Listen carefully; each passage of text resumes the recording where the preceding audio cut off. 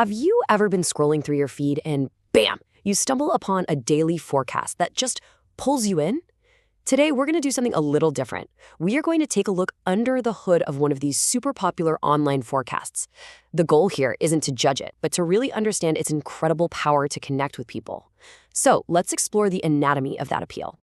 So what is it that makes them so effective? I mean, it's not just about predicting what might happen. It's actually a really carefully crafted communication strategy.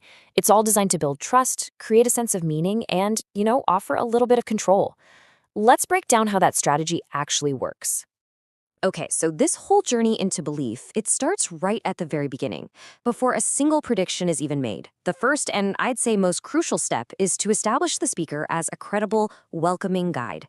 This builds a foundation of trust that really makes everything that follows possible. Now, this is where it gets really interesting. Just look at how the first few seconds are put together. You've got the greeting, which brings in two major cultural groups from South Asia right away. Then a super specific date makes it feel timely and urgent. The day itself, Thursday, is framed as blessed, and it's immediately tied to a higher power, Jupiter, the planet of wealth. In just a couple of sentences, you, the viewer, feel welcomed, grounded, and like you're in the presence of some pretty special knowledge.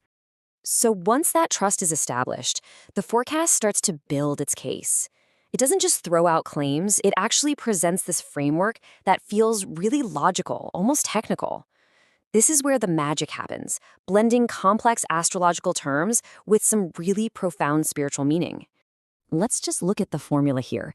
The forecast starts layering these very specific technical-sounding terms. So the day belongs to Jupiter, the nakshatra, that's a lunar mansion in Vedic astrology, is ruled by Venus, the planet of luxury, the moon is in Aries, and it's getting a positive vibe from Jupiter. See how this is stacking up? By combining all these things, it's no longer just some random Thursday, it's a very specific, potent cosmic event. And all that jargon makes the final conclusion feel earned, almost scientific. And boom, this is the payoff of all that technical setup. The forecast boils it all down to a simple, powerful, and really emotionally resonant summary. Today, a beautiful union of wealth and faith is happening.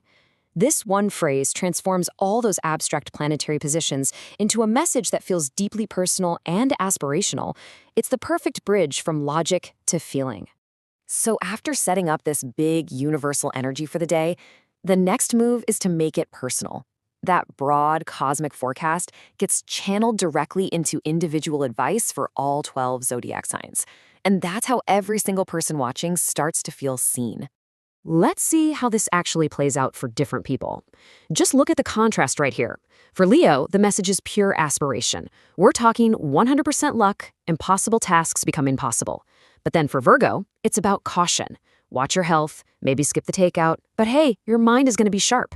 This isn't contradictory. It's a very smart strategic choice. And that balance is absolutely the key. By offering both bold encouragement and these gentle warnings, the forecast basically covers all its bases. So whether you're feeling ambitious that day or maybe a little anxious, there's a piece of advice that's going to resonate with you. It feels wise and it feels deeply relatable, which just increases the chances that something will stick. All right, we've had the setup, we've had the logic, and we've had the personal advice.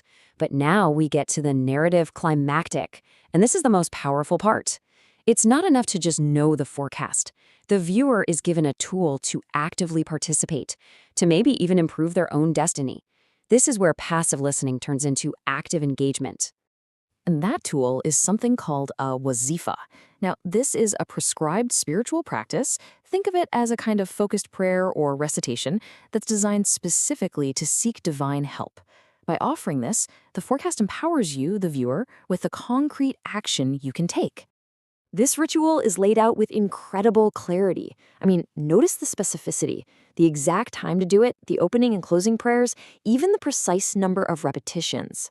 The core part involves repeating specific divine names that translate to, "O the provider, O the giver of all." This super detailed guide gives a tangible sense of control and a direct line to seek blessings for risk, which means sustenance or provision. But the experience doesn't just end with your own individual practice. The final and, I think, brilliant move is to transform thousands of individual viewers into a connected digital community, all united by a common purpose. And it's done with this one simple call to action. By asking everyone to comment Blessed Thursday, the video creates a public space for shared hope.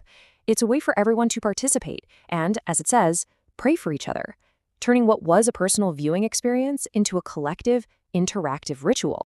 So from that welcoming hook all the way to a collective prayer, we've seen how these forecasts are just masterfully constructed. They aren't just telling fortunes, they're building trust, they're providing meaning, and they're creating community. Which leaves us with a final question to think about. In our often chaotic and uncertain world, what does the immense appeal of this structure really tell us about our fundamental human need for guidance, for clarity, and for shared hope?